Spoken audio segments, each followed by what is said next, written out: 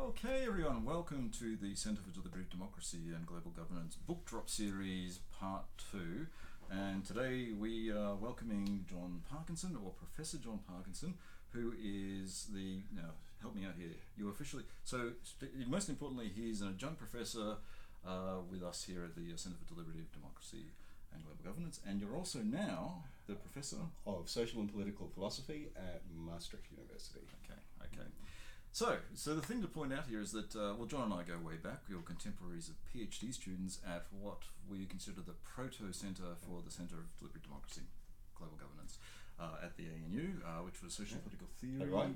Simon was the first graduate, I was the second. Yeah, there you go. And in very short succession. And so here we are, and we're actually celebrating, sort of a long history and associations and ideas that have been developed as a group. John was actually instrumental, of course, in developing, articulating the idea of deliberative systems, which is obviously a major contribution to the field. And he has extended these ideas further in conjunction with André Bächtiger now with his new book on mapping and measuring deliberation. Now, we don't, unlike the last video we had, we don't actually have the physical book to drop, but we have a virtual one here, and John's going to show us a picture. Dun, dun, dun, dun. Okay, so a little bit about the book now. There's just a little bit about the sort of the genesis of the book and the ideas. I mean, this was actually written by André, and we almost feel like we're a part of this here, because we'd see you and we'd see André, and this has been, André would come and visit us and then go and visit you, and you'd be working on the book together. So I guess the history of how this came about and the process, and then we'll get to the product itself. Sure. Well, it started with a conversation between André and Jane Mansbridge at a European Consortium of Political Research event in St. Gallen in 2011. I was there. And you were there, That's along right. with Bob Gooden. And a day late because I missed the plane. But there you go. But that's another story. And Jenny was encouraging André to systematise everything he'd learned from 10 years of working with the Discourse Quality Index. Okay. And at the time, because he'd done an awful lot of work on a number of different processes, on parliamentary ones and on deliberative polls particularly, and he felt he had a good solid set of empirical lessons from that about how deliberation functioned, its relationship, the relationship between deliberation and some of the outcomes that we expected to see from it. And he had an interestingly complicated story to tell about that. But he didn't think that that was a book in itself. He felt that that was a literature review and maybe some interesting lessons from it, but it wasn't a book. And at the time, I was putting the Deliberative Systems book together with Jenny, and André said, why don't we put these things together as one volume? Looking backwards at a set of empirical and attempts to explore deliberation empirically over in the past, and then some conceptual issues that arise from that, some empirical issues that arise, and an agenda for the future. And that's kind of what we did, really. Fantastic. Mm-hmm. So I mean, maybe we'll have another conversation with André and get him to speak about the sort of history of the empirical work that he's done. He's going to be here in February, in fact. So we can anticipate another session potentially. Yeah. But actually, connecting to this, I'm interested in sort of how we connected that together with the work that you've done, and also where to from here in the future. Yeah. Well, look, it was a fascinating project because the two of us come at our subject from such radically different starting points. André is a positivist, comparativist. He designs qualitative instruments. Absolutely. That's an endearing term, André, if you're watching this. And I'm this vague, woofly, qualitative Fruit Loop who comes at things from a completely different starting point. I'm an interpretivist, I'm not a positivist. And so when I was looking at systems, he was looking at microdynamics. But we seemed to meet in the middle on so many different levels. And when we wrote the first chapter together, it was fantastic, actually. We did it in Brisbane. I was sitting in my office. He was in an office across the corridor. I'd write a paragraph, shoot it across to him. He'd rewrite that paragraph, write a new one, shoot it back to me. And we went bam, bam, bam, bam, bam. for 4 days, and we had 10,000 words, just like that. But that was about setting the agenda. That was about what do we agree on? What do we think the problems are in the literature? Where are we going to take it from there? And essentially, what we argue at the start of the book is that there've been a series of analytic mistakes made in the empirical literature, particularly in the positive empirical literature on deliberative democracy. There are some theoretical issues here, but it's largely a conceptual book, and it's saying there's been a major problem in how empirical political scientists have taken the cues from normative political theory and turned them into an empirical program. It's not necessarily making sort of extensive criticisms of deliberative theory. It's at the empirical translations of these ideas. And we think that there were 3 major problems. First was that deliberation got treated as a fixed and unitary concept. This is André's key point, that and people tried to look at the degree to which deliberation, defined in particular ways, had certain predictable outputs which co-varied. So the idea was that deliberation was one thing regardless of context, and it produced all these effects simultaneously in the same direction. The second was to conflate deliberation, the noun, with deliberative, the adjective. And in the sense that we can think of deliberative democracy as a form of democracy that has deliberative characteristics. But that doesn't say anything on its own about the precise role of deliberation, the noun, within deliberative democracy. Right? So representative democracy has a lot of direct elements to it. Right? And lots of representation happens in ways that are not about directly electing representatives. There's all sorts of representation performed in democracy. Right? Same with deliberative democracy. We argue that there is a role for deliberation strictly conceived, but there's a lot else that goes on in a deliberative democracy. There are lots of other values, and sometimes in different contexts those different values will take more or less weight. And then there's what we thought was a tendency to conflate deliberation with entire processes of which deliberation was just one part, and thus to attribute effects of those processes to deliberation which might actually have been effects of some other variable within the process. So could you give us an example of that? Sure. Okay, so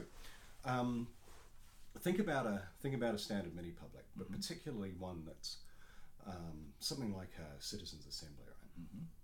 So I've done some work on the spatial and social emplacement of democracy.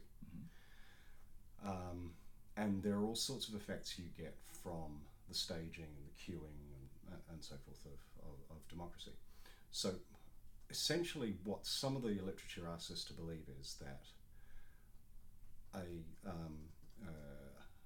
political organization or a market research firm contacts somebody, sometimes with a letter from a professor at a high status university, says, we want to hear your opinion, it's very valuable, takes them out, flies them somewhere, puts them in a conference center in a high status environment with a whole lot of other people, wheels out other high status individuals to people with titles and white coats and expertise, people who might have been famous from the television, puts them in front of them, presents them with a whole lot of information, treats them, feeds them, flies them back home. We're expected to believe that it's the arguments that transformed their opinions and not all the contextual cueing that went into it. Yeah, that's a really good point, because we tend to treat deliberation as this process of exchange in this particular forum, and rather than the sort of the wider issues. I mean, for example, I'm really interested in the emotional context which is developed, what the individuals bring, and the disposition that they have. This accounts for those sorts of dynamics as well. Right. And I'm not wanting to say that that's unimportant or that that's negative. It might actually be essential. But if we assimilate all of that into the concept of deliberation, then I just think we're making a giant analytic mistake, and we're missing a lot of the sociological, human, cultural, performative elements of what it means to be a deliberating citizen. I guess there's a choice here between actually expanding the other activities that are associated with something we might call deliberation, and which seems to be the view that you've got, or do we expand the idea of deliberation as a whole system-wide, a set of processes? And I guess it's just a sort of a definitional. So like I've been a little bit hostile to the idea that we should expand the concept of deliberation to encompass all these other forms of communication. I don't think it was necessary because. I don't see what's so threatening to deliberation to say, and other modes of communication, non-verbal, cultural cueing, the information processes, the status processes, all of that stuff is also valuable and also important for generating the effects we see. I don't see why that that downplays the value of the actual deliberative exchange of the reasoning processes. To me, that just says there's a whole lot of other things we need to take into account to make this work. Whereas if we assimilate it all into the one concept, first of all, we lose analytic bite, right? We could quite, and we have been accused of being deluded about the sources of the effects we see. That it's all just queuing, or that it's all just push polling, right? And I think we've got a stronger story to tell than that. I think there's much more that we could say about but putting all that to the side, we can still see effects. But in order to still see those effects, we've got to disaggregate it a bit, right, and treat those other things separately. But it also allows us to respond effectively to claims that say, okay, well, protest is a valuable thing in a democracy. Yeah. Is it deliberative? No. Is it important? Yes, it is important. Who cares that it's not deliberative? It's still important. Why assimilate everything to deliberation, deliberative goals? And the people who've then really pushed this point home, I think, are post-colonial theorists, feminist theorists, indigenous theorists, who say, why we mustn't reduce the value of indigenous ways of being, indigenous knowledges, to the point where they merely have value to the extent that they're instrumental to whitefella goals or to liberal goals or some other set of goals, right? We mustn't reduce it all to that one thing. Okay. So I think, yeah. I can see this is going to generate a fair bit of debate. Yeah. That's fair to say. And I guess that's the signature of a good book, a good contribution. And I can see maybe we can revisit this, hopefully with André, and actually have a discussion around some of these issues and development. I'm actually interested to have a conversation on the relationship between the deliberative process and the outcome.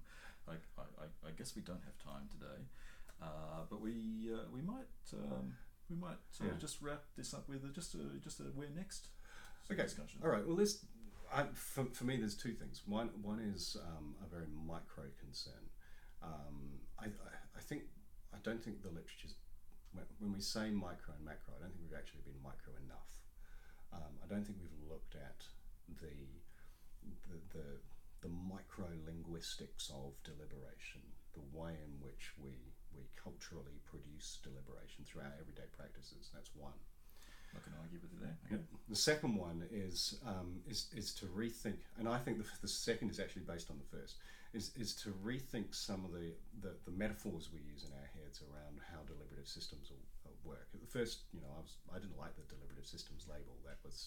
It was used because it was already in print. I liked deliberative society, and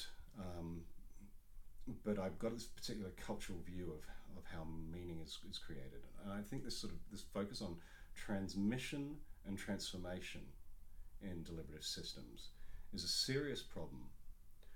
But I wonder if we characterize it in that way because we have a particular view about preferences or proposals which pre-exist the deliberative moment, rather than thinking of deliberation as a social, creative, co-productive process. And then questions of transmission and transformation don't arise so much. It's more about collective meaning making. So, sense making. Right, exactly.